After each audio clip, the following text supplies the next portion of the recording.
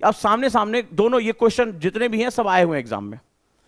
अब एक old pattern और एक न्यू पैटर्न। ओल्ड पैटर्न हुआ करता था जो 2013 से पहले, जब आपको पता होगा कि मेंस में बड़ा चेंज आया, सीसैट जब आया 2011 में, और 2013 में मेंस के पैटर्न में चेंज करके 4 पेपर डाल दिए गए, और वहां पर यूपीएससी ने अपने नोटिफिकेशन में उसको बताया कि हम बहुत बदलाव करें। खासतौर पर बहुत ध्यान से सुनना, अंग्रेजी में लिखा है इसलिए ये डरना नहीं, हिंदी का अनुवाद मैं दे दूंगा तुम्हें, कोई बड़ी बात नहीं है, ठीक है। अब सवाल ये है, अब जरा प्रश्नों के हिसाब से ये दोनों यूपीएससी सामने सामने रख के ला रहा हूं, तुम्हारी आज आंखें खुल जाएंगी कि क्या बदल गया और क्यों स्टैटोडायनामिक पढ़ाई करनी चाहिए, क्यों हर चीज में एनालिटिकल होना बड़ा जरूरी। लास्ट टाइम मैंने बताया था एनालिसिस और सिंथेसिस बहुत जरूरी है। फैक्ट रटने वालों की यहां कोई जगह ही नहीं है। यूपीएससी अपने नोटिफिकेशन में कहता है कि हम आपकी मेमोरी चेक करने ही नहीं जा रहे, हम आपकी अंडरस्टैंडिंग चेक करने जा रहे हैं। और अंडरस्टैंडिंग का मतलब होता है, अच्छा ऐसे भी हो सकता है क्या, अच्छा ऐसे भी हो सकता है, अच्छा ऐसे भी हो सकता है। अंडरस्टैंडिंग इसे कहते हैं। अंडरस्टैंडिंग इसे कहते हैं कि आप उसको उलट पलट के देख सके, यानी आप किसी स्थापित कॉन्सेप्ट को, आपके अंदर इतनी ताकत हो कि अपने दिमाग में उसको मथ सके, यानी आपके दिमाग की जो मिक्सी है, मोटर है, वो चलनी चाहिए। इसीलिए कहते हैं यूपीएससी दिमाग चलाने का इम्तिहान है, ठीक है। अब जरा इसको प्रूव करके दिखाता हूं। क्वेश्चन है, explain the characteristic of Amravati school of art, ठीक है। यह क्वेश्चन यूपीएससी में आया हुआ है कि अमरावती जो कला है, अमरावती कला, स्कूल ऑफ थॉट का मतलब होता है, स्कूल ऑफ आर्ट मतलब वो विधा, अमरावती कला की जो विधा है, इसके बारे में व्याख्या करें। आप चाहे लिखना चाहे तो लिख लें, ये ओल्ड पैटर्न है। अब अच्छा, आपने क्या किया, आपने किताब उठाई, आपने कोई भी एक पुरानी किताब उठा ली, सीसीआरटी उठा ली, कुछ भी उठा लिया, आर्ट एंड कल्चर याद कर लिया। स्कूल के एग्जाम में यही होता था, ठीक है, याद है, पहले ग्रेजुएशन के साथ इसीलिए बच्चा उसके बाद सेलेक्ट हो जाता था। तो स्कूल में इसी तरह क्वेश्चन पूछते हैं, हाँ या ना, ये यूपीएससी क्वेश्चन है, यूपीएससी का क्वेश्चन है ओल्ड पैटर्न का, 2013 के पैटर्न का, उससे पहले के। Explain the characteristic of Amravati school of art, कि अमरावती स्कूल जो कला की विधा है उसकी व्याख्या करें, उसकी विशेषता की व्याख्या करें, उसकी विशेषता की व्याख्या करें, ठीक है। अब नए पैटर्न में यही क्वेश्चन फिर आता है, लेकिन इस क्वेश्चन में अब आप मुझे अंतर बताएंगे, क्या चीज बदल गई और किस चीज के लिए मैं हमेशा आपसे बात करता हूं। चलिए, अब आप तो यूनिवर्सिटी से निकले थे, सोचे थे कि फलानवा किताबुआ जो हमने इंटरनेट से देख लिया है, हम अभी याद कर डालेंगे। सेम क्वेश्चन अब जरा देखो, explain the characteristic of Amravati school of art, नए पैटर्न में क्वेश्चन फिर आता है। Explain the characteristic of Amravati school of art which represent the revival of uniquely different art style, यानी अब कहता है कि अमरावती जो कला की विधा है उसकी विशेषताओं की व्याख्या करें। जो, अब एक वर्ड उसने लगा दिया जो, विच, यहां लगाया विच। अब विच से पूरी बात बदल गई, लोगों को लग रहा होगा कि सेम क्वेश्चन है, इसने पूरी की पूरी बात ही बदल दी। यही आर्ट ऑफ आंसर राइटिंग है, एक विच ने पूरा सेगमेंट ही पलट के रख दिया। कह रहा है which represent the revival of uniquely different art of style, कहता है कि जो कि एक पृथक कला, एक अद्भुत कला के पुनरुत्थान, अद्भुत कला के पुनरुत्थान को प्रस्तुत करता है। अब आपका ध्यान जाएगा, अगर आप ट्रेंड नहीं हैं और आपको क्वेश्चन की लैंग्वेज पढ़ना नहीं आता, क्वेश्चन की लैंग्वेज पढ़ना मोस्ट इंपॉर्टेंट है, इसको क्रैक करना, जिसको अभी आपको बताऊंगा कि 3 स्टाइल ऑफ राइटिंग होती है, 3 बड़ी मेजर कैटेगरीज होती है, मैं जो आपको पढ़ाने जा रहा हूं। विच क्या चीज बदल देता है, विच क्या चीज बदल देता है, आप ये समझिए। अब इस क्वेश्चन का मतलब कौन मुझे समझाएगा, जितने भी तेजूलाल हैं मुझे समझा दें प्लीज। इस विच से क्या बदल गया, क्वेश्चन ने क्या बदल दिया, आप मुझे बताएं। ये क्या कहना चाहता है, मैंने आपको हिंट अभी दे दिया है, ये क्या कहना चाहता है।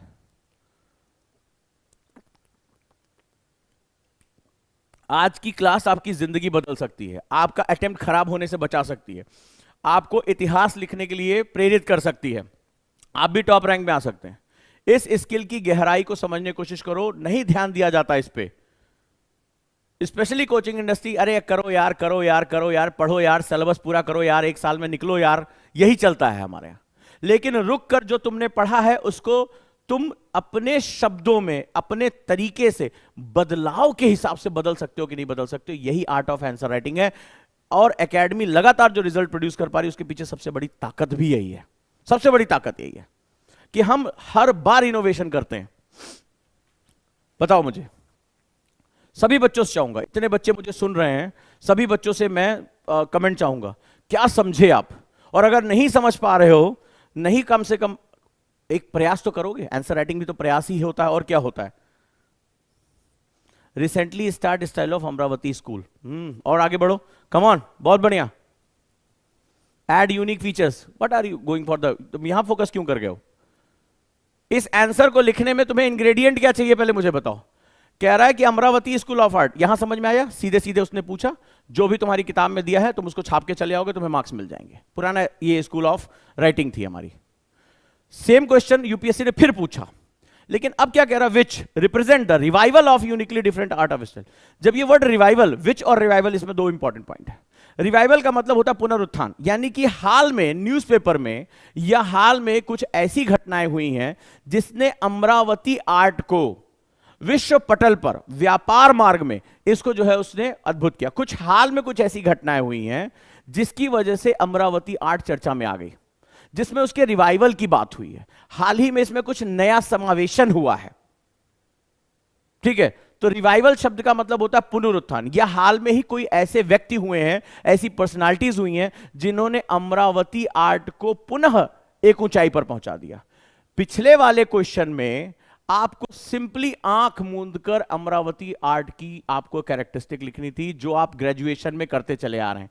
इस क्वेश्चन को आइडेंटिफाई करने में अमरावती आर्ट की विशेषताओं को लिखने के साथ साथ, गहराई समझ लेना, अमरावती आर्ट की विशेषताओं को लिखने के साथ साथ आपको हाल ही में कोई बड़ी घटना, कुछ अभी इसके पेंटिंग में आए हुए चेंजेस, सरकार के द्वारा किए जाने वाले प्रयास, या किसी ऐसी पर्सनालिटी के बारे में जिसने अमरावती आर्ट को विश्व पटल पर डाल दिया हो, उन घटनाओं को चिन्हित करते हुए उसके संदर्भ में, इसके संदर्भ में इसको लिखना है। इसके रेफरेंस में पहली वाली बात को लिखनी है, सेकंड के रेफरेंस में पहली वाली बात को लिखनी है। समझ में आया कितना बड़ा चेंज आ गया? अभी देखते जाओ।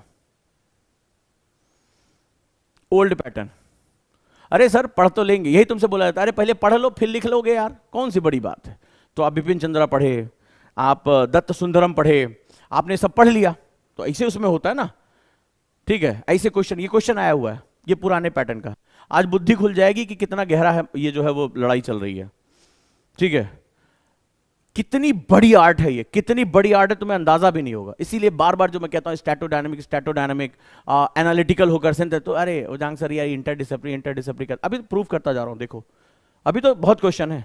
अगला क्वेश्चन आया हुआ था, explain contribution of Gandhi and Ambedkar for the upliftment of the down trodden. ये क्वेश्चन आपने भी कई बार देखा होगा कि महात्मा गांधी और डॉक्टर बी आर अंबेडकर का जो दबे कुचले लोग हैं उनके उत्थान में क्या योगदान है, इसकी व्याख्या करें। क्या योगदान है, इसकी व्याख्या करें। तो गांधी जी ने क्या किया, अस्पृश्यता के खिलाफ क्या किया, और दलित समाज के लिए या पिछड़े हुए लोगों के लिए डॉक्टर बी आर अंबेडकर ने क्या किया, अपने ज्ञान विज्ञान और तमाम आगे चलकर कॉन्स्टिट्यूशन में भी उन्होंने बहुत जो है इसके लिए विधाएं की। तो आप इसके बारे में बड़े आराम से लिख सकते हैं, कोई दिक्कत इसमें, कोई दिक्कत नहीं है। आपको लगेगा अरे मैंने गांधी के बारे में पढ़ लिया, मैंने बी आर अंबेडकर के बारे में पढ़ लिया, मुझे सब कुछ आता है। अब जरा इसी क्वेश्चन को अभी कुछ साल पहले क्वेश्चन आया है नए पैटर्न में, यहां तक समझ में आया कि दलितों के या जो है दबे कुचले लोगों के उत्थान में महात्मा गांधी और डॉक्टर बी आर अंबेडकर के योगदान की व्याख्या करें। बहुत सिंपल, ग्रेजुएशन में इसी तरह के क्वेश्चन आते हैं, ठीक है? कोई दिक्कत नहीं है। चलो आ जाओ आ जाओ। अब इसी क्वेश्चन को यूपीएससी ने दूसरे पैटर्न में पूछा है। अब देखो क्या मजा है, कह रहा है क्वेश्चन में, Mahatma Gandhi and doctor B R Ambedkar despite having divergent approach and strategies, फंसा ले गया तुम्हें, had a common goal of amelioration of downtrodden. अब जिस स्टूडेंट ने कुंजी की तरह यूपीएससी को समझा था, 90% जो हंटर और गैदरर्स थे, अरे गांधी जी पढ़ लिए, अंबेडकर पढ़ लिए, निशाना लग गया, अब तो आज हम बहुत बड़े शिकारी बन गए। देखो शिकार गए। कह रहा है Mahatma Gandhi and doctor B R Ambedkar despite having divergent approach and strategies had a common goal of amelioration of the downtrodden. अब तुम्हें इसको एक्सप्लेन करना है। कह रहे हैं कि महात्मा गांधी और डॉक्टर बी आर अंबेडकर के जो रणनीतियां और अप्रोच थी उसमें बहुत अंतर था, लेकिन दोनों दबे कुचले निचले तबके के व्यक्तियों या जो दबे कुचले लोग हैं उनके उत्थान के लिए वो दोनों का लक्ष्य समान था। अब ये जो चीज है आपको लग रहा है कि कॉमन गोल है, इसका जवाब तुम्हें यह देना है कि दोनों की स्ट्रेटजीज और अप्रोच अलग, यानी अब आपको गांधी और आपको अंबेडकर के बीच में तुलना करनी है, दोनों की जो है एक्सप्लेनेशन नहीं करना है कि गांधी का अप्रोच क्या था, स्ट्रैटेजी क्या थी, और डॉक्टर बी आर अंबेडकर की स्ट्रैटेजी और अप्रोच क्या थी। पहले दोनों को तुलना करनी है, दोनों को कंपैरिजन करना है, और कंपैरिजन करके यानी अगर आप डेप्थ नॉलेज नहीं रखते होगे कि डॉक्टर अंबेडकर क्या करते, जैसे आपने देखा कि उनको पृथक जो है वो निर्वाचन केंद्र देना, फिर पूना पैक्ट वाली जो बात हुई, ये अलग अलग तरीके, जहां गांधी हृदय परिवर्तन की बात कर रहे थे वहां कानून बनाने की बात डॉक्टर बी आर अंबेडकर करते थे। तो दोनों के अप्रोचेस का तुलनात्मक अध्ययन करने के बाद बताना पड़ेगा कि दोनों कर किसके लिए रहे थे, चाहे कानून बनाने की, चाहे हृदय परिवर्तन की बात हो रही हो, समाज में जो है वो परिवर्तन लाने की बात हो रही हो, दोनों इसके लिए कर रहे थे। यानी अब सिंपली आपने देखा कि नए पैटर्न में अप्रोच चेंज हो गया। अगर आपने गांधी को और आपने अंबेडकर को उनकी कंपैरेटिव स्टडी नहीं की, तुलनात्मक अध्ययन नहीं किया, और अभी होने वाले जितने विवाद हो रहे हैं, जो चीजें चल रही हैं, अगर आपने उनको नहीं समझा है, आप ये क्वेश्चन नहीं कर पाओगे तुलनात्मक अध्ययन के बिना।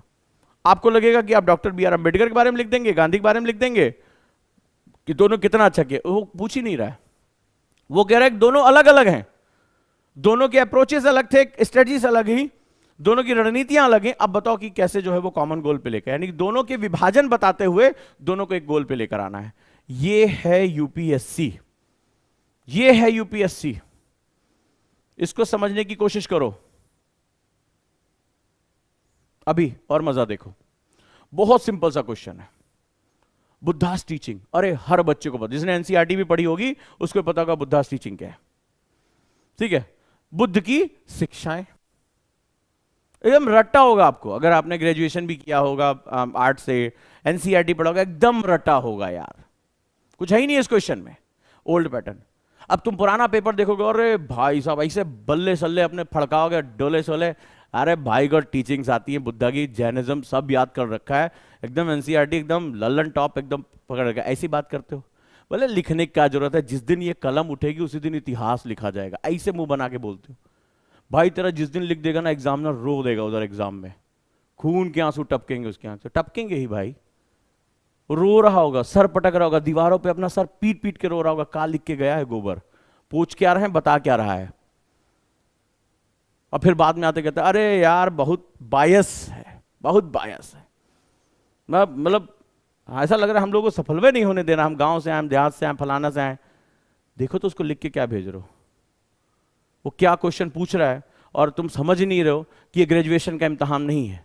या तुमसे ये नहीं पूछा जाएगा एक्सप्लेन बुद्धास टीचिंग, बुद्ध की शिक्षाओं पर व्याख्या करें, और आप एकदम कलेजा फाड़ के एकदम दिखा देंगे, ठीक है। तो वो बिल्कुल वही वाला जो गाना आप गा रहे हो वो नहीं यहाँ चलेगा कि मारेंगे 20-25 पेज लिख के जो है ऐसा कर देंगे कि बुद्ध खुद सोचेंगे कि यह नई वाली टीचिंग आई है, ये हमें जो है ग्रहण कर लेनी चाहिए। ये बड़ा विद्वान इनलाइटमेंट तो इसको यहाँ बैठे बैठे एग्जाम में हो गया है, ठीक है। ये चीज आप सोच रहे हो, ऐसा नहीं होता। अब जरा देखो, फिर ये पुराने पैटर्न में क्वेश्चन आया था, कंपैरेटिव स्टडी बता रहा हूं। अब नए पैटर्न का क्वेश्चन देखो, ध्यान से पढ़ो।